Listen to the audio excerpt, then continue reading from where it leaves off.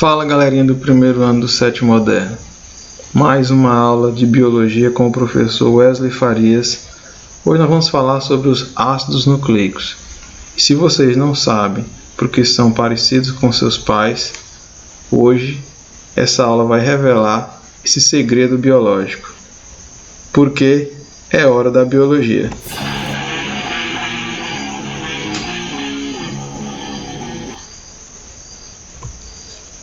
Então vamos falar sobre os ácidos nucleicos. Então, ácidos nucleicos são substâncias com caráter ácido. Então daí o nome, né? E esses ácidos nucleicos, eles constituem os genes. Os genes são responsáveis pela herança biológica. E nós vamos começar a entender, tá?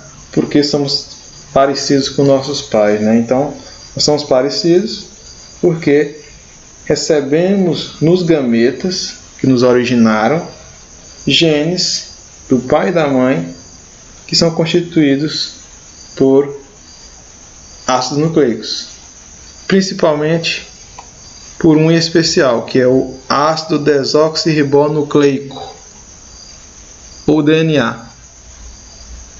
Mas ele não vem sozinho, né? Existe um outro tipo de ácido nucleico, que é o ácido ribonucleico, ou RNA.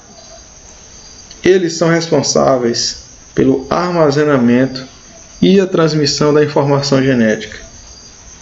Então, o nosso organismo é o que está projetado no DNA e no RNA. Vamos falar também sobre a estrutura dos ácidos nucleicos. Então, os ácidos nucleicos eles são constituídos por 3 tipos de componentes.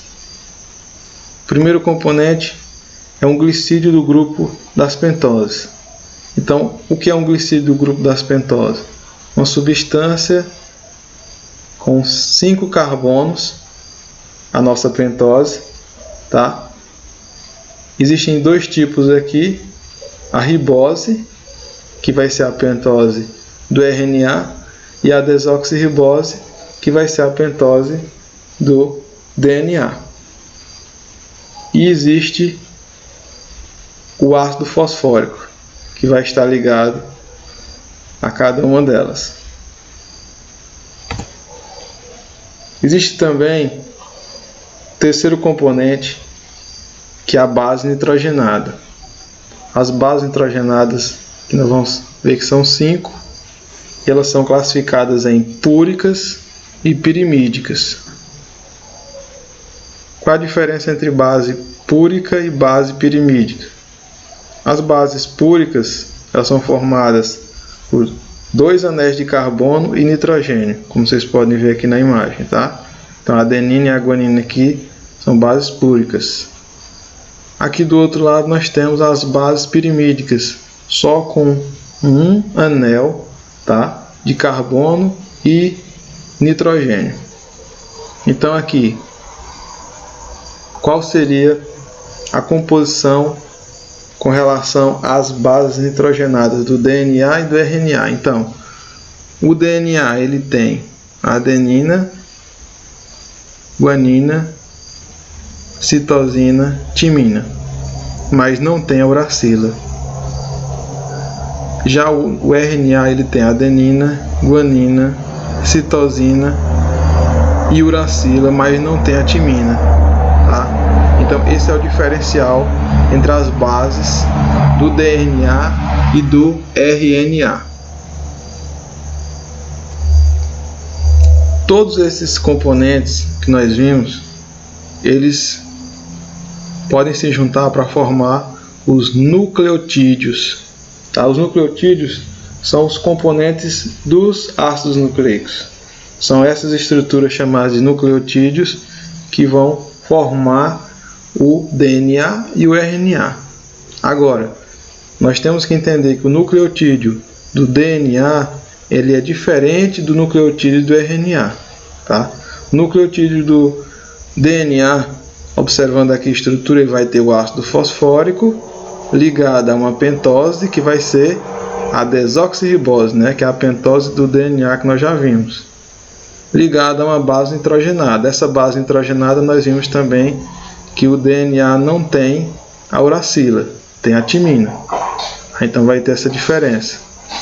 Os nucleotídeos que formam o RNA, eles têm ácido fosfórico, a pentose dele já vai mudar para uma ribose, e das bases nitrogenadas ele não tem a timina, tem a uracila, certo?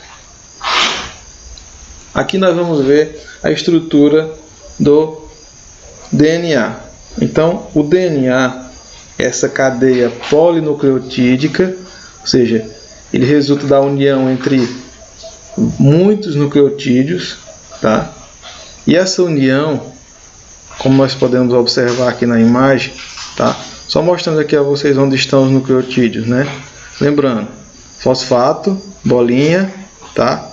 Ligada a uma pentose, tá? Que é azulzinho, ligada a uma base nitrogenada. Aqui, né, nós temos os nossos nucleotídeos.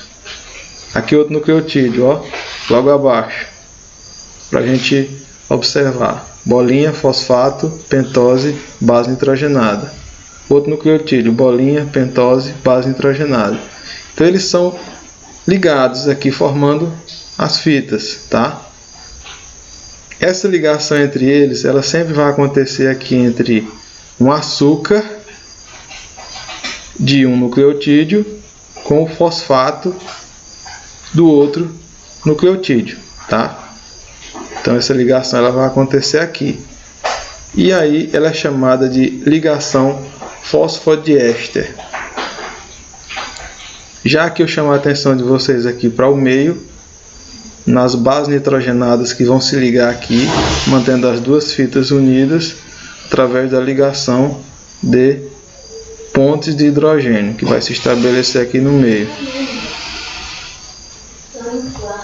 Aqui nós temos, mostrando aqui basicamente a ligação que elas vão estabelecer aqui entre as pontes de hidrogênio, entre a timina e a adenina, e a guanina e a citosina, no caso aqui nas duas fitas do DNA.